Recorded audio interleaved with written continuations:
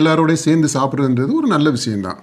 ஆனால் அவர் எப்படி சாப்பிட்றாரு, எதை சாப்பிட்றாரு அப்படின்றது ரொம்ப முக்கியம். அந்த வேறுபாடுன்றது அந்த கான்ட்ராஸ்ட் இருக்குது பார்த்தீங்களா, தட் இஸ் ஸோ ஸ்ட்ரைக்கிங். அதுனா பிரெட் அண்ட் பட்டர் அப்படின்றது அது ஏழை எளிய மக்களுடைய உணவு இல்லை. நம்ம பண்பாட்டை பொறுத்த மட்டும் அது வெளிநாட்டுகளில் அப்படி இருக்கலாம், முன்னிறுத்தப்படுது. இதை நம்ம சாதாரணமான என்ன சாப்பாடு தானே அப்படின்னு எடுத்துக்கிற முடியாது. அதனால் நான் ஆரம்பத்திலே சொன்னேன், man is what he eats.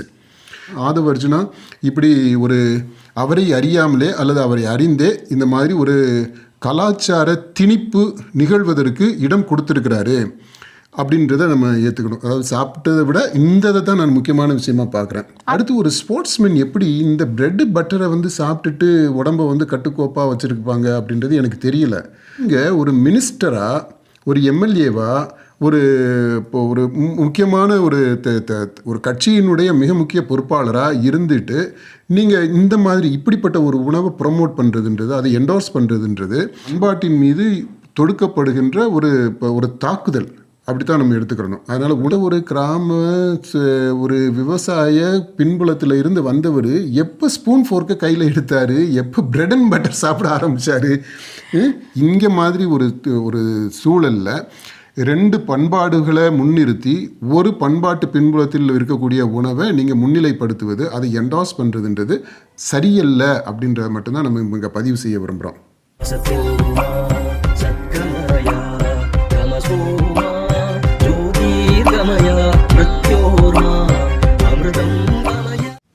விளையாட்டுத்துறை அமைச்சர் நேரு ஸ்டேடியத்தில் போய் ஆய்வு பண்ணுறாரு. காலையில் சர்ப்ரைஸாக போயிட்டு விசிட் பண்ணுறாரு, எல்லாருக்கும் இன்ப அதிர்ச்சி கொடுக்குறாரு. அதற்கு பின் அந்த உணவோட தரம் எப்படி இருக்குது அப்படிங்கிறத பார்க்குறதுக்காக மாணவர்களோட சேர்ந்து சாப்பிட்றாரு. ஆனால் மாணவர்கள் இட்லி, சாம்பார், முட்டை சாப்பிட்றாங்க. இவர் ப்ரெட்டில் பட்டர், ஜாம் தடவி ரொம்ப ஸ்டைலாக சாப்பிட்றாரு. அது ஒரு இரண்டு விதமான விவாதங்களும் இருக்குது, விமர்சனங்களும் இருக்குது. ஒரு அமைச்சர் மாணவர்களோட பேசிக்கிட்டே சகஜமாக எப்படி நடந்துக்கிட்டாரு, அது அருமையான விஷயம் அப்படிங்கிற மாதிரியும். ஆனால் மாணவர்கள் இட்லி, சாம்பார் சாப்பிட்றப்போ இவர் மட்டும் ப்ரெட்டை சாப்பிட்றதுங்கிறது ஒரு விமர்சனத்துக்குரியது. இவர் எப்படி சாப்பிட்லாம் அப்படிங்கிற மாதிரி இரண்டு விதமான விஷயங்கள் பேசப்படுது. இது பற்றி நீங்கள் என்ன நினைக்கிறீங்க? இல்லை, இது சாப்பாடுன்றது ரொம்ப முக்கியமான விஷயம். Man is what he eats.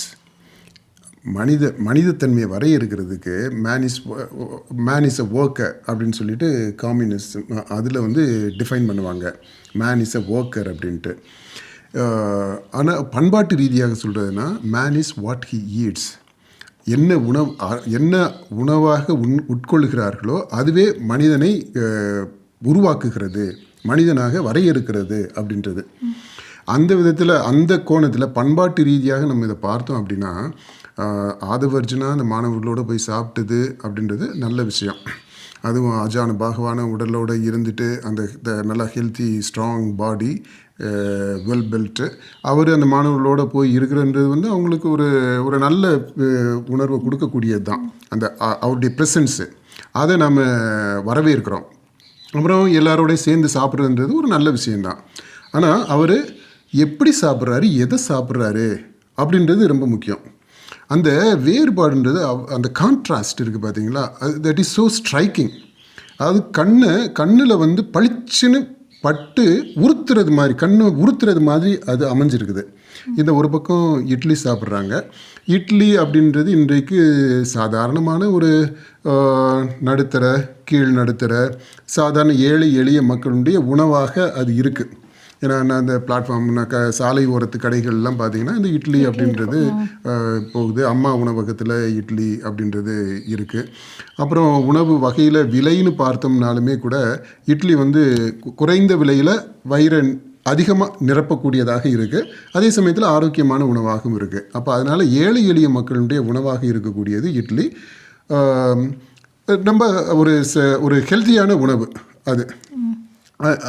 இங்கே என்ன ஆகுதுன்னா, பிரெட் அண்ட் பட்டர் அப்படின்றது அது ஏழை எளிய மக்களுடைய உணவு இல்லை. நம்ம பண்பாட்டை பொறுத்த மட்டும் அது வெளிநாட்டுகளில் அப்படி இருக்கலாம். சாதாரணமாக இந்த வெஸ்டர்ன் கல்ச்சரில் பிரெட் அண்ட் பட்டர் அப்படின்றது ஆர்டினரி காமன் ஃபுட், அதாவது எல்லாரும் சாப்பிடக்கூடிய உணவு அது அப்படி இருக்கும். ஆனால் நம்ம நாட்டில் அப்படி கிடையாது. சோறு, இட்லி, தோசை அப்படி தான் இருக்குது.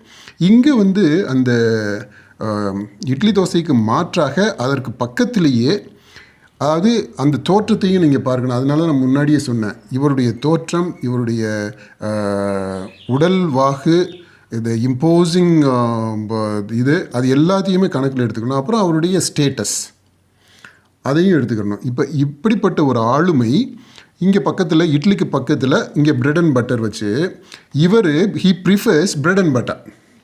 அப்படிங்கும்போது அந்த வேறுபாடு இன்னும் கொஞ்சம் அதிகமாகுது. அதுக்கு கொடுக்கக்கூடிய முக்கியத்துவம் அது அதிகமாகுது. அப்புறம் இந்த பிரெட் அண்ட் பட்டர் அப்படின்றதும் சரி, இந்த ஸ்பூன் ஃபோக்கு அப்படின்றது எல்லாமே வெஸ்டர்ன் கல்ச்சர். இன்றைக்கு நம்ம தமிழ்நாட்டில் நீங்கள் பாருங்கள், தமிழ் மொழியிலேயே ஆங்கிலத்தினுடைய தாக்கம் அவ்வளவு இருக்குது. அப்புறம் தமிழ் உடையே எடுத்துக்கிட்டிங்கனாலுமே கூட இன்றைக்கு எப்படி ஆகி போயிடுச்சுன்னா, தமிழ் உடையினே ஒன்றுமே இல்லை. ஏன்னா தமிழ்நாட்டில் பரவலாக நீங்கள் எங்கே பார்த்தீங்கன்னாலும் சரி, பேண்ட் ஷர்ட்டு போடுறது தான் நார்மலாக இருக்குது. அதுதான் நம்ம மக்களுடைய உடையாக இருக்குது.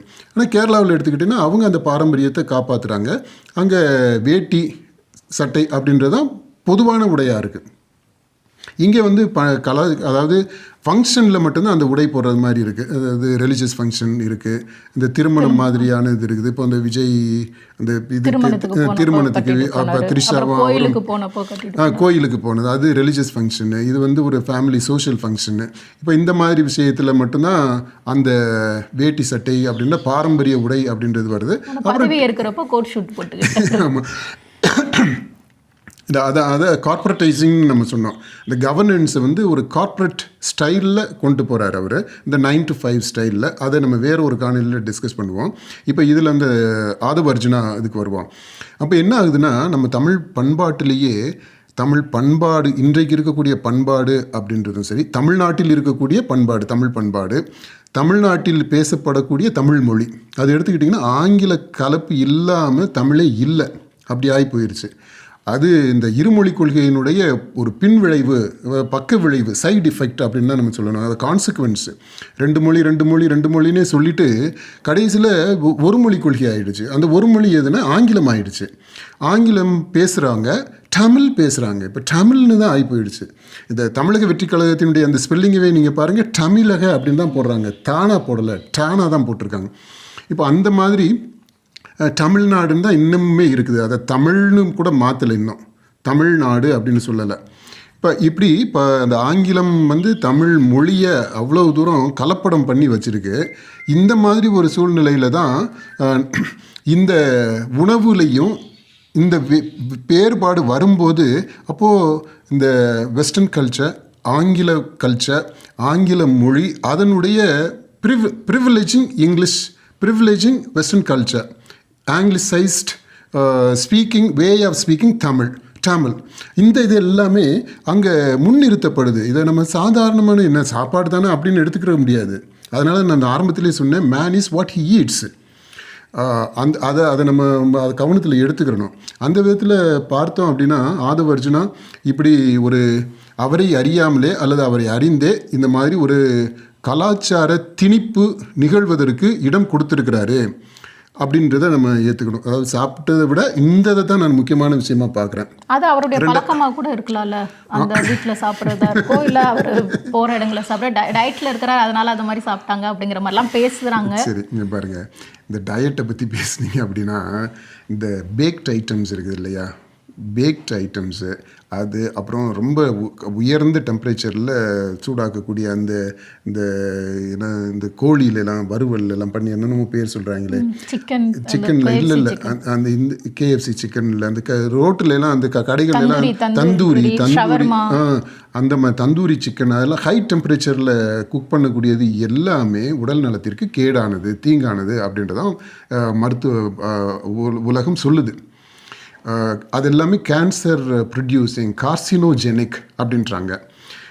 பேக்ட் ஐட்டம்ஸு, ப்ரெட்டு, பட்டரில் வந்து எல்லாம் பார்த்திங்கன்னா ப்ரிசர்வேட்டிவ்ஸ் யூஸ் பண்ணுறாங்க. ப்ரிசர்வேட்டிவ்ஸ்னால் அது கெட்டு போகாமல் இருக்கணும் அப்படின்றதுக்காக. இந்த ப்ரிசர்வேட்டிவ்ஸ் எல்லாமே கார்சினோஜெனிக், அதாவது கேன்சரை உற்பத்தி செய்யக்கூடிய உணவுகள் அதெல்லாமே. இப்போ இந்த மாதிரி ஒரு உணவு பிரெட்டு பட்டர் அப்படின்றது அது எப்படி திடகாத்திரமான உணவாக இருக்க முடியும்? அடுத்து ஒரு ஸ்போர்ட்ஸ்மேன் எப்படி இந்த பிரெட்டு பட்டரை வந்து சாப்பிட்டுட்டு உடம்பை வந்து கட்டுக்கோப்பாக வச்சுருப்பாங்க அப்படின்றது எனக்கு தெரியல. அதனால் அந்த விதத்துலையும் பார்த்தோம்னாலுமே ஒரு நல்ல மெசேஜை கொடுக்கல அங்கே இருக்கக்கூடிய குழந்தைகளுக்கும் சரி, அதை பார்க்கக்கூடிய நம்மள மாதிரியான பார்வையாளர்களுக்கும் சரி.